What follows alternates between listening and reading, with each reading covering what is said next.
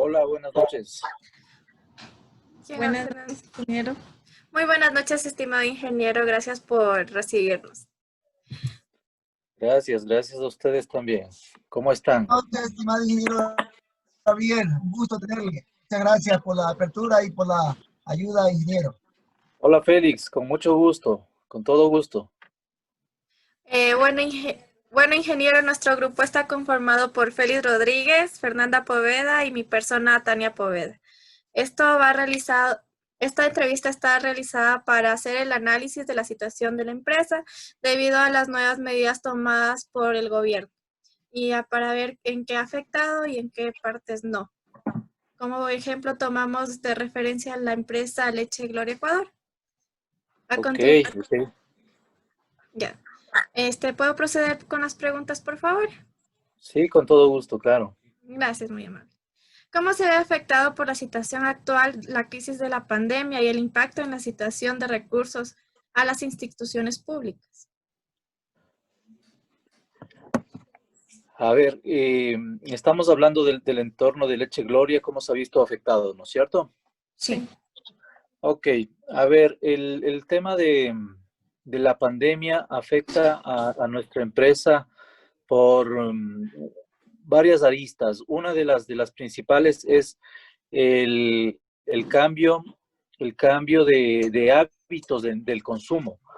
En primera instancia, al iniciar el tema de la pandemia, al mes de marzo, hemos visto una afectación por cuanto al estar en cuarentenados, al estar aislados, la población, como ustedes habrán visto, recordarán las de distribución, que era el canal moderno. Nosotros al canal moderno le llamamos a los autoservicios, llámese Supermaxi, llámese Tía, llámese Mi Comisariato. Entonces, para nosotros, la venta en estos canales significaba el 40% y el otro 60% significaba el tema de canales del canal tradicional, llámese tiendas de barrio, y un buen porcentaje de nuestra venta era también para el, el Estado, para el mismo gobierno, a través de las escuelas, de nuestro programa social. Entonces, hemos perdido las escuelas porque al no haber clases presenciales, pues hemos dejado de entregar esta distribución. Hemos perdido mucho canal de tiendas porque al inicio cerraron muchas tiendas y solo se han quedado abiertas. Entonces, hubo una contracción de ingresos y eso evidentemente tiene una afectación en todo, ¿no? Si hay menos ingresos, evidentemente los costos fijos, que ustedes deben saber muy bien, no, no hemos podido cubrir porque los costos fijos siguen ahí y no se bajan. Los costos variables van en función de la venta, pero los costos fijos tenemos que seguir cubriendo. Y al tener menos ingreso, pues esto ha afectado radicalmente en temas de rentabilidad de la compañía. Esa es una de las afectaciones. Otra de las afectaciones es que la compañía tenía proyectos de crecimiento en el corto plazo y al tener menos ingresos, pues esos proyectos se ven truncados, por un lado. Luego, el tema de la pandemia y el tema de esto, pues ha hecho cambiar muchos hábitos, muchos temas, y no vemos que esto sea un tema a corto plazo, más bien podría ser un mediano o largo plazo, ojalá que no. Un mediano plazo estamos hablando de a lo mejor un año y medio. Entonces, en este año y medio, pues nos ha tocado repensar, cambiar nuestra planeación estratégica, hacer una nueva planeación estratégica de aquí a 2 o 3 años con la nueva modalidad de pandemia. Así es, ¿no?, cómo ha impactado el tema de la pandemia al tema de la empresa. Y claro, el tema atado al tema de crisis, la pandemia generó un tema de crisis. La crisis viene dada porque al no tener ingresos, muchas compañías han dejado afuera a la nómina, a gente, han sacado de su nómina gente. Entonces, al tener menos gente con liquidez, tienen menos dinero para comprar en las tiendas, en los autoservicios, y de a poco eso va mermando la capacidad de compra.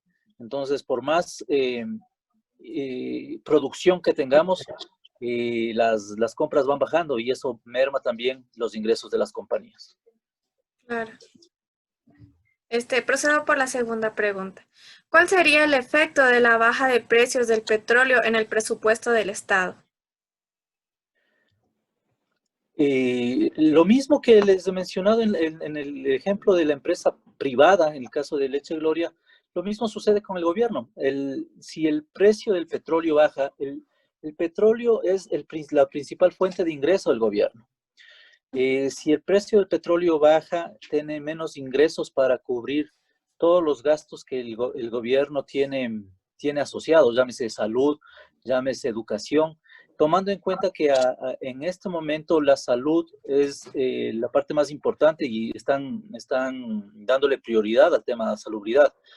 Entonces, si es que el precio del petróleo baja, hay menos ingresos, el gobierno tiene menos dinero para cubrir sus costos fijos, llámese pago de personal, médicos, policías, profesores, y al no tener eso, pues empieza a reducir el tamaño del Estado y no se diga trabajar con obras de desarrollo, ¿no? Entonces, afecta mucho y evidentemente al afectar eso, afecta no solo al Estado, sino que también a las empresas porque dependemos del tema. Mientras las personas tienen trabajo, tienen dinero para comprar. Si no tienen Claro, trabajo, no tienen dinero y no compran. Y eso es una cadena. claro, si no hay compradores, ¿cómo vamos a seguir vendiendo? En la tercera pregunta tenemos, ¿cuál sería el impacto que usted cree de la deuda externa y la renegociación que está llevándose adelante? A ver, ese es el impacto que puede tener. Primero, la renegociación.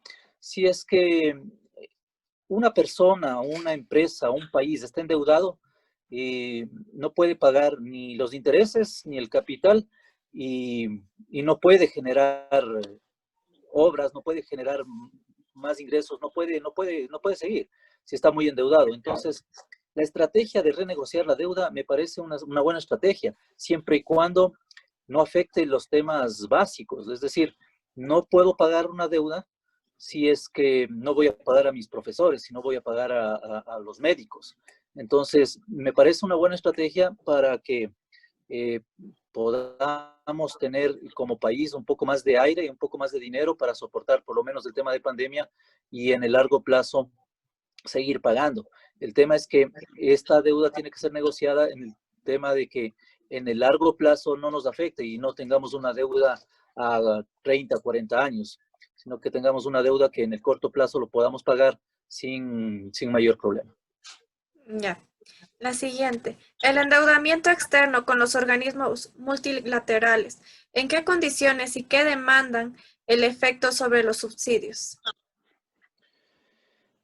A ver, estas instituciones multilaterales, estos son los dueños de la deuda, son a los que les debemos. Entonces, claro, ellos un poco para garantizar que el gobierno les pague, tienen algunas recomendaciones, algunos requisitos. Entonces dicen, oye, está bien, te voy a prestar dinero, pero lo que te voy a pedir es que no regales la gasolina, o sea, no regales el combustible.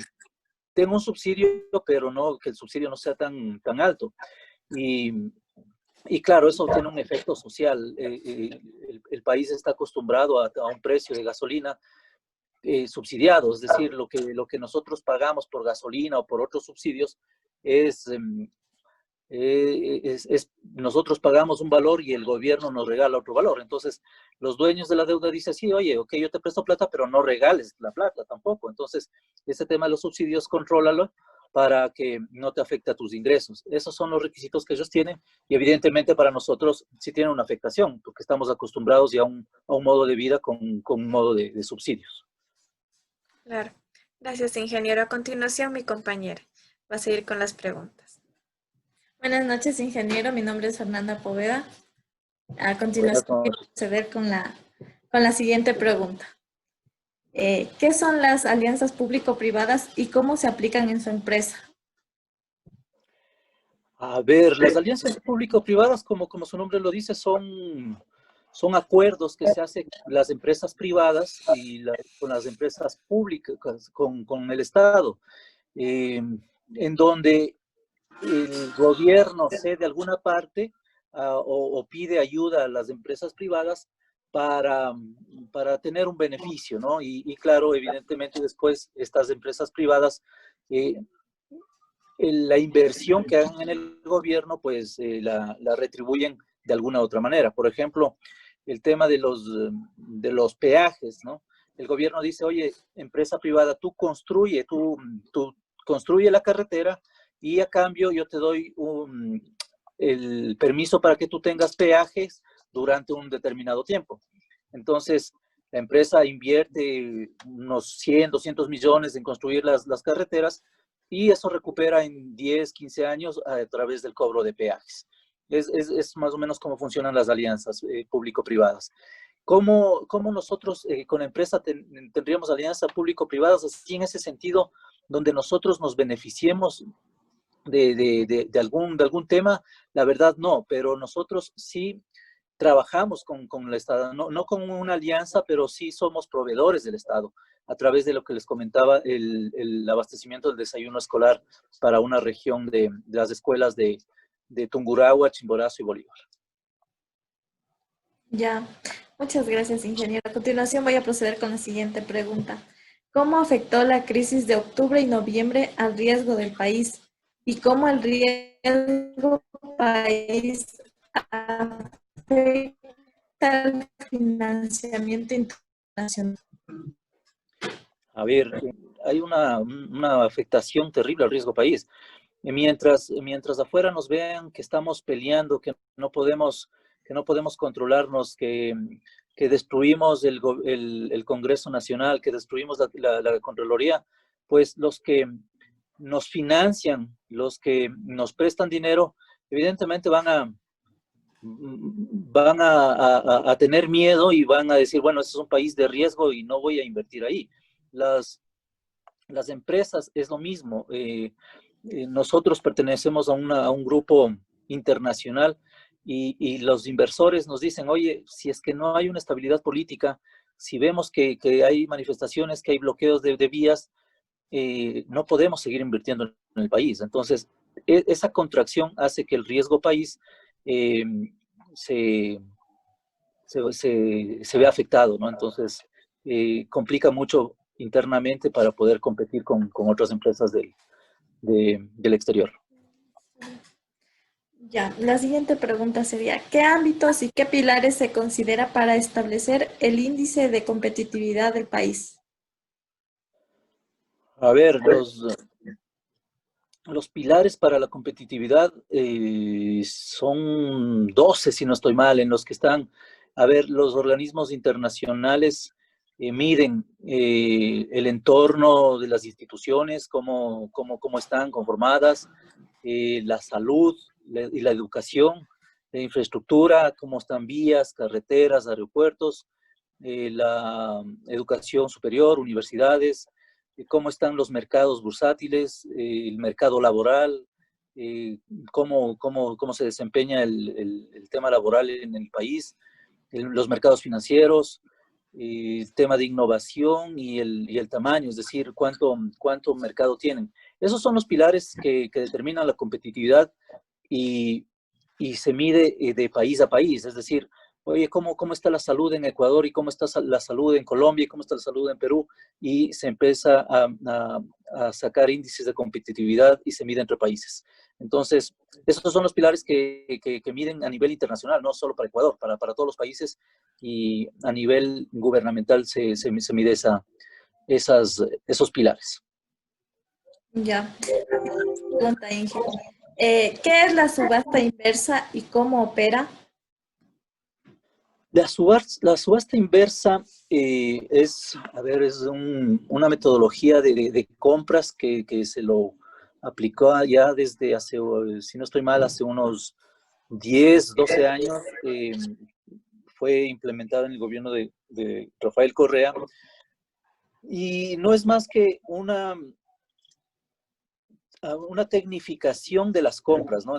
Entonces, en donde se califica a proveedores y a los proveedores se les da un día y fecha para que ingresen su propuesta de compra, ¿sí? O de venta, perdón. Entonces, digamos en nuestro caso, nosotros vendemos leches y raciones escolares al Estado, entonces nos dicen, ok, el día viernes a las 10 de la mañana va a ser la subasta. Entonces, como subasta, nosotros tenemos que ir poniendo precios, valores, ¿sí?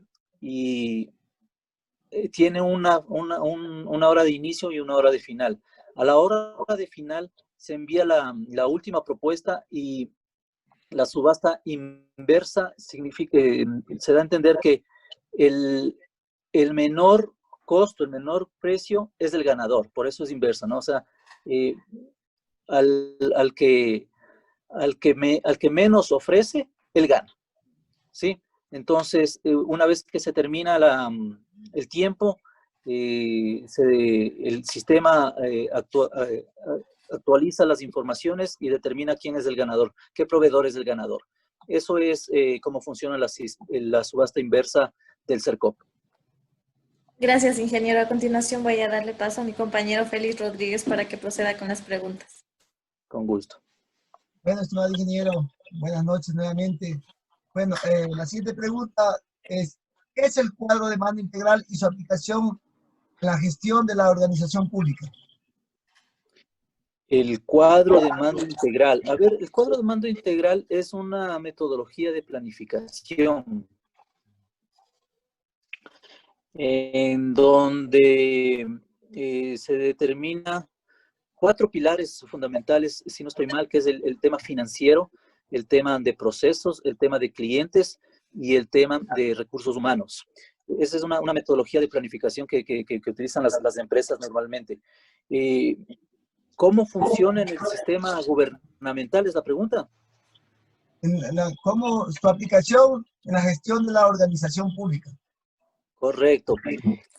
La verdad, no sé si es que se esté aplicando en la gestión pública, porque más bien es un tema de planificación a largo plazo. Y en la gestión pública, normalmente los gobiernos son a 4 años y no hay una planificación a largo plazo.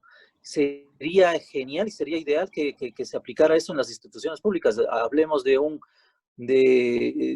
ministerio de salud que tenga un tema de cuadro de mandos donde se preocupen por el cliente, ¿no? Se preocupen por los procesos. Sería muy importante. Yo dudo mucho que estén aplicando en la gestión pública este cuadro de mando. Bueno, eso también nos ayuda a aclarar un poco el tema y nosotros investigar un poquito más también, ingeniero. Gracias de esta manera por su respuesta. Bueno, la siguiente pregunta es decir, ¿cuáles son las perspectivas o ámbitos del análisis del cuadro de mando integral? ¿Cuáles son las perspectivas? Y le había mencionado, ¿no? Son 4 perspectivas. La primera es el ámbito financiero, donde las empresas normalmente en el ámbito financiero se miden rentabilidad, reducción de costos, depende mucho los objetivos generales a dónde se quiera aplicar, pero el cuadro de mando, el primer pilar es el tema financiero. El segundo es el tema de cliente, ¿no? El tema de cliente, evidentemente sin cliente no hay empresas, sin cliente no hay gestión. Entonces, el otro pilar es el tema de clientes. El tercero es el tema de procesos, cómo yo hago para llegar a dar una buena atención al cliente, para llegar a tener una buena rentabilidad. Y el cuarto es el tema de talento humano, de recursos humanos. ¿Cómo estoy preparado con mi gente para llegar al cliente, para tener rentabilidad, para ser competitivo y para tener buenos procesos? Gracias, ingeniero. Bueno, dentro del cuadro del mando integral, ¿qué son los KPI? A ver, los KPI son nada más que indicadores. Los KPI son cómo estoy yo controlando, cómo estoy yo llegando a mi objetivo. y de ahí, de acuerdo a los objetivos que se planteen, se van creando KPIs. Por ejemplo, tenemos el pilar financiero, hablamos, ¿no es cierto? Entonces, el pilar financiero, decíamos, vamos a hacer una reducción de costos. Entonces, en la reducción de costos, el KPI puede ser dólares ahorrados en un tiempo, ¿no? Dólares ahorrados en el 2020, por decir. Ese es el KPI. En el tema de cliente, decir, oye, bueno, a ver, quiero yo tener una buena atención al cliente, entonces lo que se mide ahí es el nivel de servicio. ¿Cuál es mi nivel de servicio? El KPI sería el nivel de al cliente.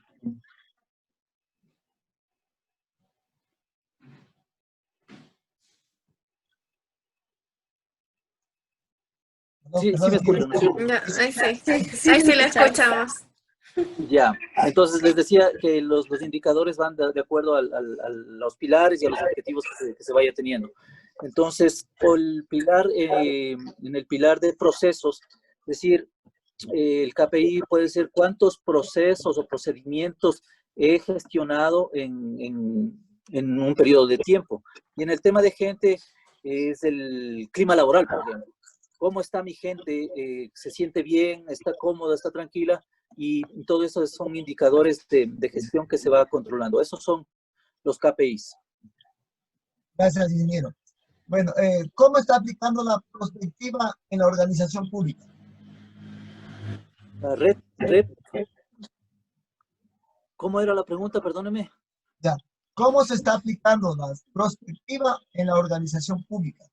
Ya, la retrospectiva en la organización pública. A ver, la retrospectiva en la organización pública es el tema de tener una visión a largo plazo, mirar hacia adelante y anticiparse a los hechos. Esa es la retrospectiva. Ahora, ¿cómo se está aplicando en la gestión pública? La verdad, habrá que cuestionarse, pero dicen los manuales que sin retrospectiva los países no funcionarían. Entonces, ya adentrándose a las gestiones del presidente de la República, las gestiones de los ministros, deberían tener un tema a largo plazo. Y de ahí salen políticas de visiones futuristas, ¿no? El ahora que hablamos de la política del buen vivir. Eso entiendo, se nace de una retrospectiva de vista a largo plazo. Por ejemplo, ahora con el tema de la pandemia, si no hay una retrospectiva con una visión al futuro, actualmente no podríamos estar trabajando y revisando, haciendo gestiones en este momento deben estar haciendo gestiones para comprar las posibles vacunas y tratar de que esto vaya solucionándose. Entonces, es vital la retrospectiva en la gestión pública, porque de lo contrario, pues habría un país más quebrado de lo que tenemos actualmente. Ingeniero, la siguiente y última pregunta es, ¿qué es el sistema de marco lógico y cómo aplica en la empresa o en la organización pública? A ver, el sistema de marco lógico. Ustedes me han hecho preguntas recordándome de la universidad, pero ahí va. Eso se trata, ingeniero, y perdón, porque nosotros estamos también pasando por los momentos que usted ya pasó, entonces esto es, como que dice, para nosotros también. Es algo nuevo. Nos está guiando. Sí. Qué bueno, qué bueno. A Para ver. poder nosotros cumplir con nuestro objetivo también. Sí, y me imagino que ustedes están viendo algo de planeación, ¿no es cierto? Planificación Sí. estratégica. Sí. Es eso, y eso es lo que se ocupa. Y la verdad, todo lo que me han preguntado y todo lo que les estoy comentando, ya en la vida organizacional, las empresas se ocupan. Este tema del marco lógico no es más claro, que aplicar una planificación lógica de las situaciones. Aquí intervienen tres temas, ¿no? El tema estratégico, en niveles, ¿no? El tema estratégico, el tema táctico y el tema operacional. ¿Qué es cada uno de estos? El tema estratégico es definir las reglas, definir el camino a seguir en los siguientes años. Las planificaciones, como ustedes saben, se hacen a mediano y largo plazo. Entonces, el tema estratégico es eso, decir, a ver, esta empresa necesita para subsistir, para crecer, para ser grande, necesita hacer estas cosas estratégicas. Y luego pasar a un nivel táctico. Y el nivel táctico es decir, a ver, las estrategias ya, lo que nos hemos propuesto para hacer de aquí hasta el 2025, 2023, etcétera, necesitan ya unos objetivos. Voy a poner un ejemplo, decir, a ver, voy a vender, voy a querer tener un plan de ventas estratégicas de $50 millones al 2025. Esa es la estrategia. El plan táctico es decir, bueno, ok, ahora tácticamente, ¿cómo voy a llegar a esos 25 millones? ¿Sí?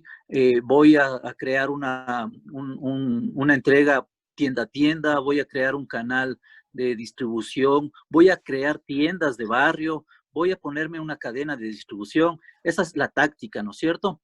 Y por último, la operativa ya es la ejecución. Decir, bueno, que ya voy a poner las tiendas de barrio y ahora las tiendas de barrio tengo que construirlas, tengo que comprarlas, tengo que adecuarlas. Y esos son los planes lógicos, ¿sí? Desde lo estratégico, lo táctico y lo operativo. Ya hablando en el tema de nombres en las empresas, normalmente la estrategia lo hacen las gerencias, lo táctico lo hacen las jefaturas, los supervisores, y lo operativo lo hacen los operadores, ¿no? En caso de ventas, los vendedores, la gente de ventas. Entonces, ese es un poco el tema del marco lógico. Hacer planes estratégicos, tácticos y operativos para cumplir determinados objetivos. Sí, y eso es en general el tema del marco lógico, que guarde una lógica lo que estamos haciendo, y eso ya empieza a concatenarse entre áreas, ¿no?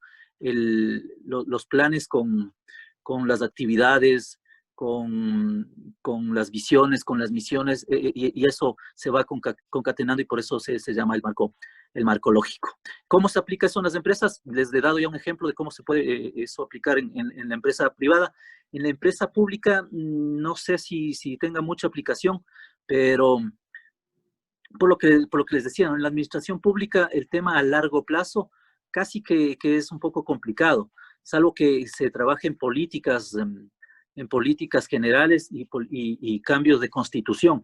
Para el cambio de constitución se tiene que llamar a un plebiscito, a una consulta popular y hacer planes muy futuristas, porque cuando se hace un cambio en constitución, cambio de políticas, ahí sí se hace un tema a nivel integral, nivel macro, o sea, venga el presidente que venga, se tiene que hacer eso.